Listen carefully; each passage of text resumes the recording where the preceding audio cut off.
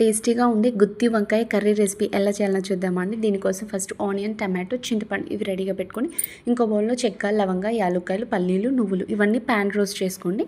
ఇవి కొద్దిగా దూరగా వేగిన తర్వాత అదే ప్యాన్లో ఆనియన్ కొద్దిగా వేగిన తర్వాత టమాటో వేసి అది కూడా కొంచెం ఉడికిన తర్వాత కొంచెం చింతపండు వేసి అది కూడా కొంచెం సాఫ్ట్గా అయిన తర్వాత ఇవన్నీ మిక్సీ పెట్టుకుని దాంట్లో ఉప్పు, కారం, పసుపు, అల్లం వెల్లుల్లి పేస్ట్, ధనియాల పొడి ఇవన్నీ వేసి పక్కన పెట్టుకోండి.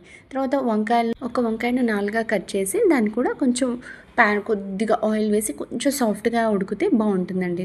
అలా లేకుండా డైరెక్ట్ అయినా మసాలా పెట్టి ఆయిల్లో వేసేయచ్చు. కొద్దిగా ఇవి చల్లగా అయిన తర్వాత ఇంతగా రెడీ పెట్టుకున్నాం కదండి మసాలా, దాని లోపల పెట్టేసి కొంచెం ఆయిల్ కొద్దిగా హీట్ అయిన తర్వాత ఒక్కొక్క వంకాయ దాంట్లో పెట్టండి. కాసేపు ప్లేట్ మూసి అది కొంచెం సాఫ్ట్ అయిన తర్వాత మళ్ళీ తీసి ఒక్కొక్కటి స్లోగా తిప్పేయండి. అంతే అండి.